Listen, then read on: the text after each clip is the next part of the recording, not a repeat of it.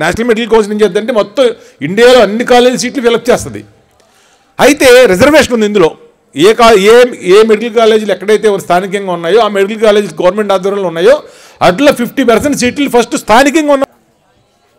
ఈయనేమంటాడు మొత్తం ప్రైవేటైజేషన్. మనకు తెలియదేం కాదు. అంత జగన్ గారు అడికి పేద బడుగు బలవర్గాలు పథకాలు ఎలా ఇద్దారు, పట్టణాలను నొక్కుతారు, వాళ్ళు ఉన్నతమైన స్థాయిలో అది తీసుకురావాలి, చదువులు చెప్పించి ఉచితంగా గొప్ప ఇంజనీర్లు చేయాలి, డాక్టర్లు చేయాలి, కాలేజీ నిర్మాణం చేయాలి, వైద్యాన్ని అందుబాటులో తీసుకురావాలి, ప్రతి గ్రామంలో మెడికల్ చిన్న చిన్న సెంట్రల్ మన అనుసంధానంగా తయారు చేసే ప్రాథమిక వైద్యం అంతా ఉంది.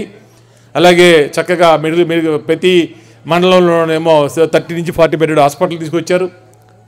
చక్కగా అన్ని సిస్టమ్ ఒక పద్ధతి ప్రకారం అన్ని కరెక్ట్గా వెళ్తూ ఉన్నాయి. చంద్రబాబు నాయుడు గారు అంత ప్రైవేటైజేషన్ ఇవాళ సమ్మిట్లు ఇప్పుడు పెడుతున్నాడు అక్కడ, 1 లక్షల కోట్లు 2 లక్షల కోట్లు వస్తున్నాయని చెప్పి కేవలం ప్రైవేటైజేషన్ చేసుకుని.